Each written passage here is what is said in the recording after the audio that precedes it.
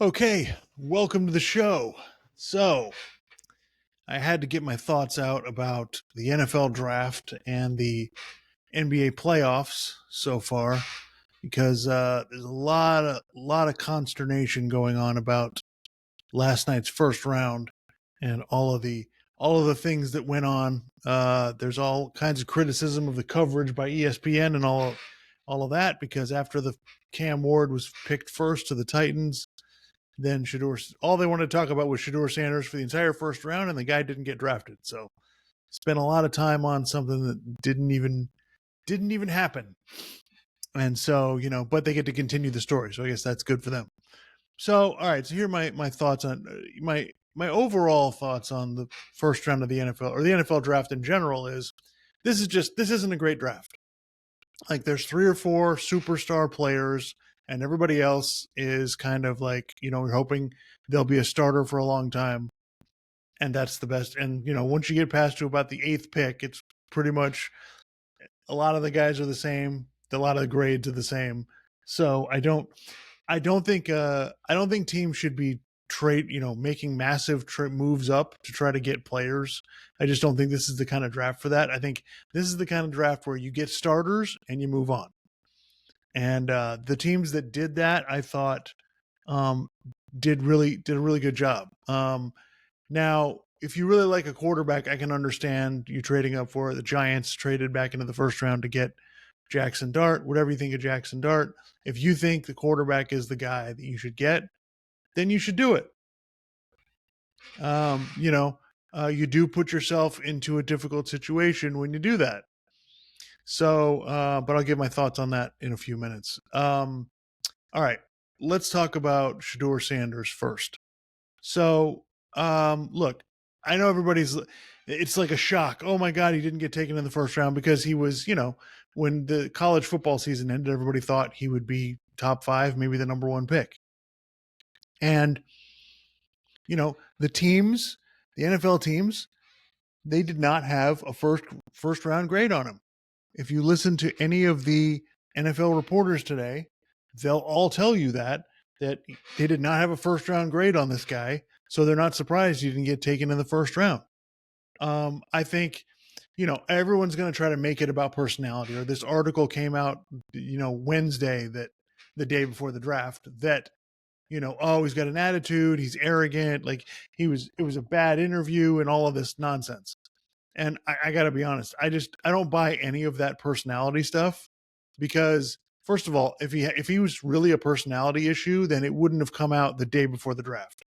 Like we're talking about this guy for a year about you know, being the first quarterback taken, and all of a sudden the day before the draft, he's a bad guy now and we can't draft him. Like that just to me seems like a bunch of nonsense. My opinion is this is about traits, not personality. Okay, if you're really good and you have awesome traits, the NFL doesn't care about your personality unless you're like in legal trouble, unless you're a felon or you've got some kind of situation that they don't know about or understand. Then that's different. But sports is merit based. Like teams will draft you if they think you're going to be a really good player because they need their jobs, they want to keep their jobs, and that's what it comes down to: who can play and who can't. And the NFL teams didn't have a first round grade on him. So I'm not shocked that he didn't get taken in the first round. Now, I thought, just my opinion, I thought he would get taken later on in the first round, that somebody would trade back in and try to get him because I think he's a first round talent. I think from what I've seen from him, he looks like a guy that should be taken in the first round. Now, he didn't get taken. I wasn't saying he should be taken in the top five, but the other problem is it's a supply and demand issue. There were only 5 teams in the first round that actually needed a quarterback, right? Tennessee, they picked one. The Giants, they picked one. Cleveland, New Orleans, and Pittsburgh. That was it. So if none of those teams decided to pick him and none of them decided to trade back into the first round to get him, then, he wasn't going to get picked. And I got to be honest, I'm not sure Cleveland's going to take him today. I don't think, from what I've heard on the shows today, I don't think Cleveland really thinks this is the guy. I think they may pick another quarterback, to be honest. which as much as how ridiculous the whole thing is, like Tyler Shuck from Louisville is moving up draft boards apparently. I saw the Louisville quarterback play in person. And I was like, you know, he's all right. I never in a million years did I think, oh, this guy, teams are going to be falling all over themselves to draft this guy in the second round. So, but look, I think for Shedeur Sanders, this is a good thing. I think getting taken in the second round will be fine. There'll be less pressure on him, right? But the only downside is that he better be good when he plays, because teams do not have any, they're not tied to their second round picks. Like if they take you in the second round and you're not good, guess what? They'll just move on. So, but the good thing for Shedeur is he'll get to his second contract a year earlier. And I think, he's got to go to the right team. And I said that about basically every quarterback in this draft. There's nobody that's good enough in this draft to be in a mess of a franchise and still play well. These guys all need to be on the right team with the right coach. And maybe Stefanski in Cleveland is the right coach. I don't know. Maybe, I'm seeing the best odds were the Raiders getting him today. I don't know. Maybe somebody will take him. And maybe, without being forced to play him right away, maybe that'll be better. I don't know. But I don't think it's like some kind of travesty or injustice that he didn't get drafted. I think this just comes down to football traits. And you could see it on the field. Shedeur Sanders doesn't have a really strong arm, doesn't really move very well. He's got, pretty good size. I don't think that's going to necessarily be an issue. But my biggest problem with him is the competition. He's playing in the Big 12, and everybody's like, oh, well, in the games against good teams. What good team did Colorado play? Well, I watched the games. Who did I miss? They played Nebraska. They got their ass kicked. So I don't know what good team he played against where he could really show what he can do. And Urban Meyer was on Colin Cowherd earlier today and said some of the throws that Shedeur makes a lot of the time are just not NFL throws. You can't get away with that kind of stuff in the NFL. And so I think it's just a function of where these teams are. So I think Shedeur will probably get taken today in the second round, and we'll see what happens. I think for once in I don't know how long, the Cleveland Browns did a smart thing. Cleveland Browns traded down from the second pick to the fifth pick. They got an extra first for next year. They got an extra second this year. So I was like, and I was thinking they were going to take Travis Hunter because I just didn't think anybody would be able to trade down in this draft because I didn't think there was a whole lot of players that anybody would want to trade up for. But Jacksonville jumped right in with both feet. So I think Cleveland did the absolute right thing. I think that that sets up their franchise. And if they don't want to take a quarterback this year, they've got 2 first-round picks to try to move up to get a quarterback next year if they need to. So I think Cleveland, and the other thing for Cleveland is with this Deshaun Watson contract, their salary cap is going to be screwed for the next 2 years. So they need cheap players. So them getting more picks is a really smart thing to do with their team.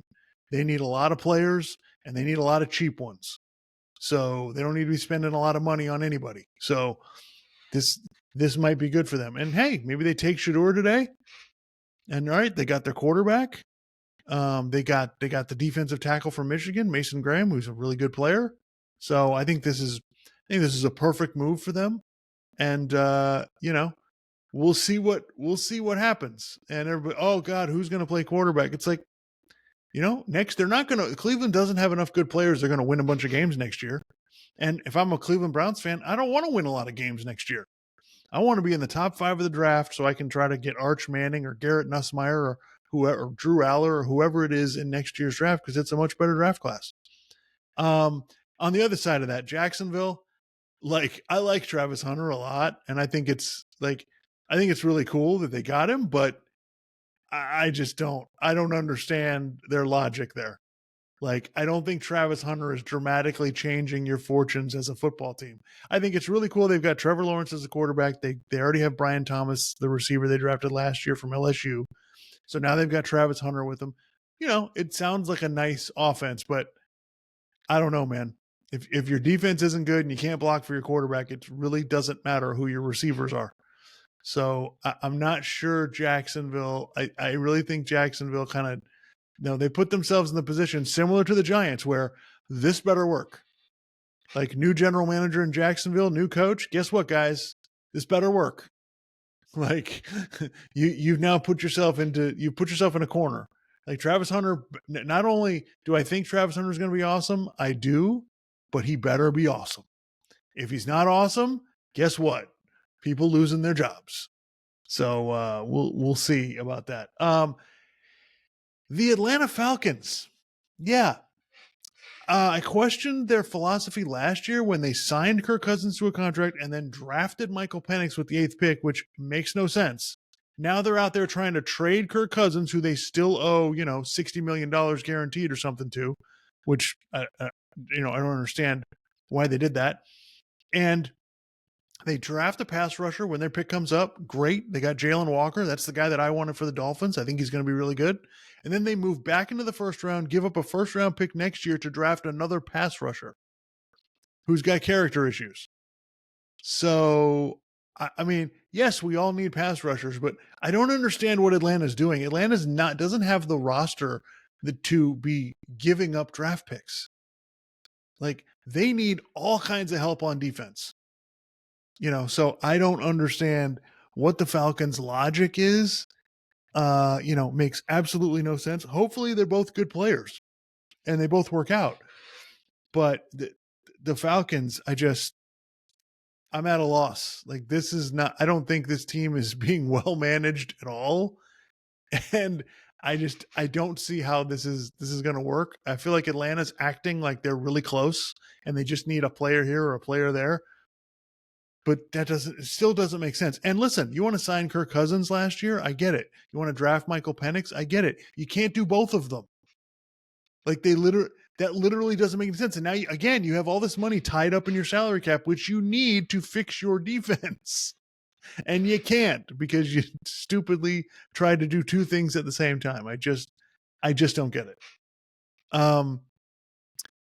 The Giants. So the Giants traded. They took Abdul Carter with the 3rd pick. I thought really smart. Now they have the Giants are going to have an awesome defensive line. And I've heard people today crapping on it, like, oh man, that's kind of a mistake. That's not going to win you games. It's like, no, man. Look, I believe in adding to your strength. When you have a strength, keep improving on it. You want to have one part of your team that's dominant.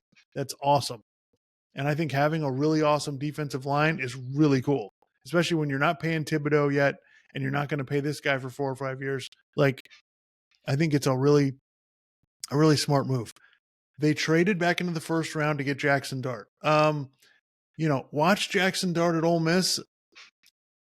I didn't think either way about him. Wasn't like really impressed. Didn't think he was bad either. I'm kind of confused as to why the Giants think he's going to be fantastic. What I can say is that I know Lane Kiffin at Ole Miss runs a very systematic offense. It's, this is where you read, this is where you throw the ball, do what I tell you to do, we'll be fine. And I think the Giants coach, Brian Daboll, is kind of the same way. I think this is what Brian Daboll is looking for. He's looking for a big athlete who can move a little bit and will follow the play and do what he tells him to do and follow what he draws up.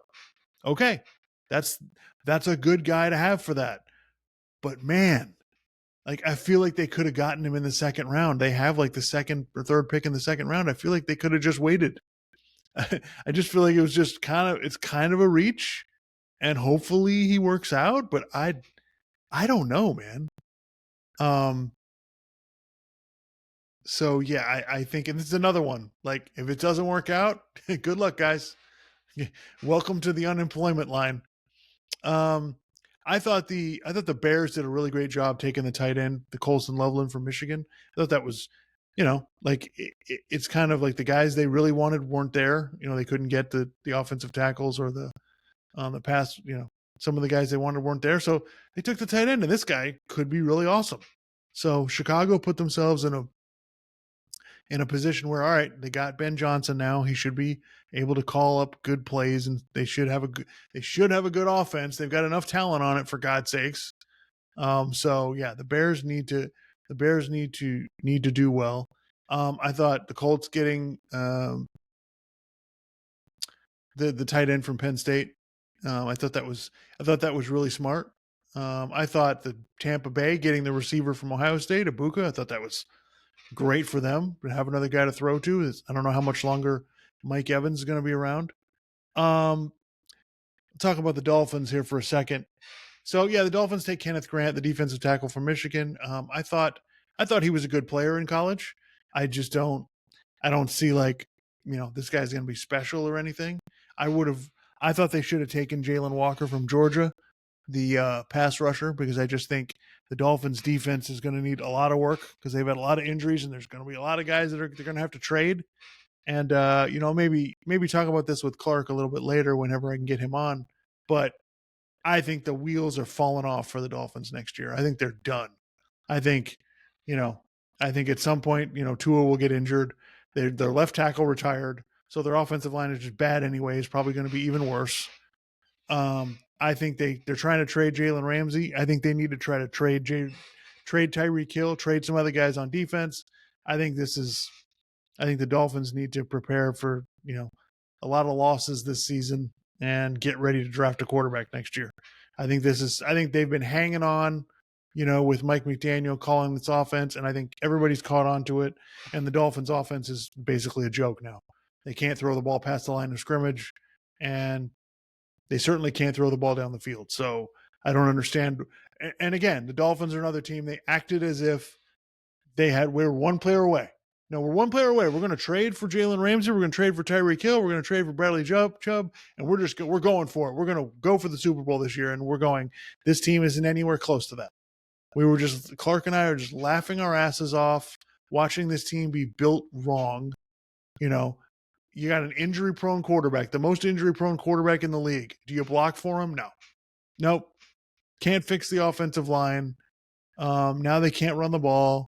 Like, it's just, and then the guys on defense got hurt. So I just, it's really disgusting.